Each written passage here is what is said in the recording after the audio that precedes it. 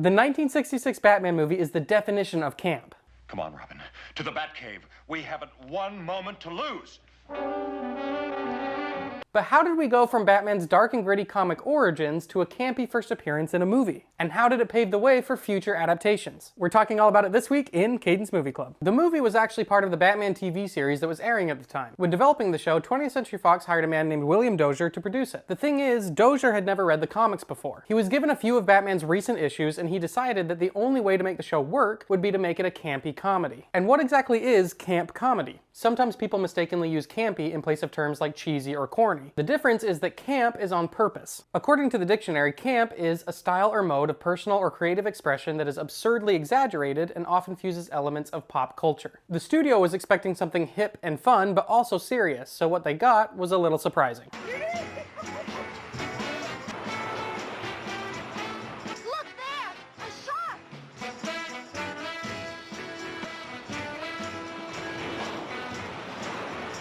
But by the 60s, Batman comics weren't about the dark and brooding hero we know Batman as today. Batman first appeared in 1939 in Detective Comics number 27. The story was a dark and gritty crime thriller where Batman is solving a murder case. This puts Batman right at the beginning of the golden age of comics, which lasted from 1938 to 1956. This was the dawn of superheroes. Characters like Batman, Superman, Wonder Woman, and Captain America became popular. The Man of Steel, Superman! And during World War II, a lot of these stories and characters reflected American patriotism, with plotlines that had the heroes fighting the Axis powers. But after the war, toward the end of the Golden Age, superhero comics became less popular. So publishers shifted to other genre stories like westerns, sci-fi, and horror. But some historians believe the real nail in the coffin was the publication of a book called The Seduction of the Innocent by psychiatrist Frederick Wortham in 1954. In his book, he claimed that comic books were leading to delinquency among youth. For instance, he asserted that Batman and Robin promoted homosexuality, and since it was the 50s, that scared a lot of parents. This led to the Silver Age of comics. Starting in the late 50s, there was a change from dark and supernatural comic book stories to more silly plots like the Super Monkey from Krypton. This is also when comics started to self-regulate their content under the Comics Code Authority. So by the time Dozier was given some Batman comics during the 60s, the series was a lot sillier than how the character originated in the 40s. Being unfamiliar with the original idea of Batman, he decided instead to make something that poked fun, both at comic books but also at pop culture in general. And the series became an instant hit. It remained in the top 10 shows for its entire first season, which had 34 episodes releasing twice a week.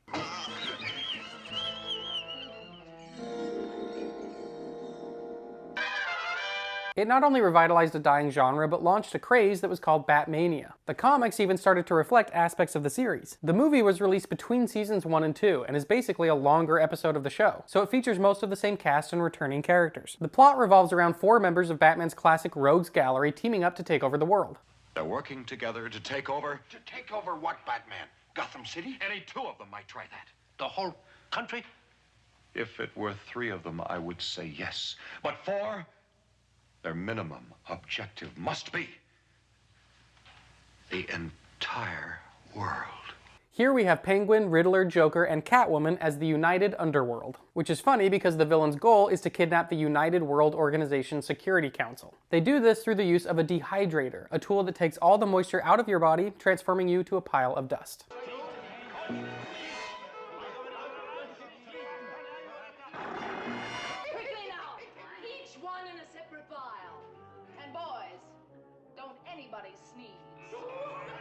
But don't worry, you can be rehydrated back to normal, but only if you use soft water.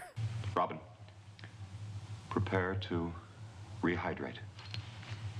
With a plot like that, you can imagine that the plot isn't really the point. The actual amount of time the villains spend on their evil plan is minimal. Most of the time, they're just trying to outwit Batman and Robin. And in the very first famous scene, they do that with an exploding shark.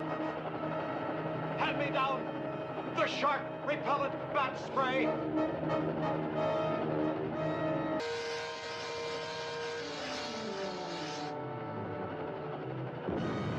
My personal favorite scene is when Batman shows up at the villain's hideout to discover that they've already escaped and have left him a bomb.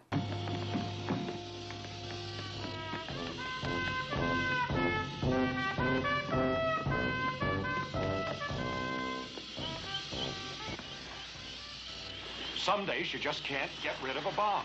The key to camp comedy is making sure that the characters in the world take everything completely serious no matter how ridiculous things get. The movie is filled to the brim with absurdist humor, from great visual gags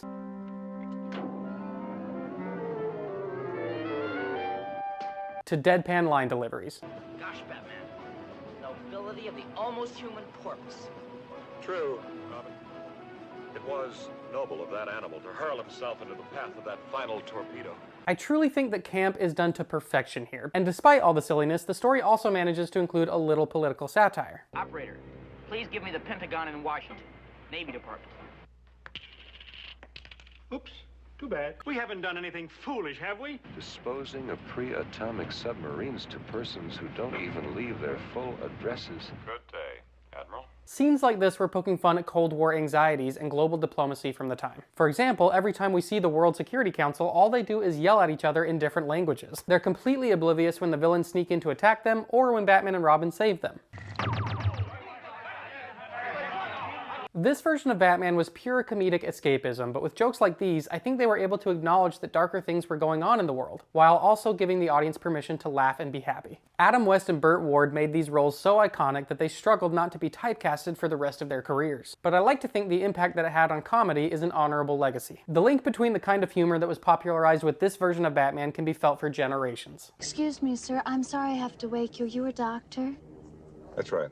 The way that this series has been viewed in the decades after it was released has fluctuated. Some fans hated how Batman had been made into a joke. If you weren't familiar with the comics, this would have been the Batman you knew. So the rebuttal to the people that didn't like the show is that without the cultural impact of it, Batman may never have become the icon that he is now. For us to have seen as many different versions of Batman as we have, he had to start somewhere. This is when the character really first made his stamp on broader culture. This is the moment when he became a household name, when even your grandma would know who Batman was. So whether you enjoy this version or not, this is what allowed later evolutions of the character to be so interesting to people. And next week we'll see the perfect example of that when we look at Batman from 1989. When people watch this movie today, I'll bet a lot of them say, this is campy. But that's not at all how it was perceived at the time. When Tim Burton directed the first major blockbuster studio adaptation of Batman, most people saw it as a really dark and gritty take because this is the Batman they knew. No longer was Batman driving his convertible Batmobile on a bright sunny day. Now he was patrolling streets in a dark, scummy Art Deco nightmare. Batman himself was also dark again, and Bruce Wayne was mysterious. And the villain was far more sinister.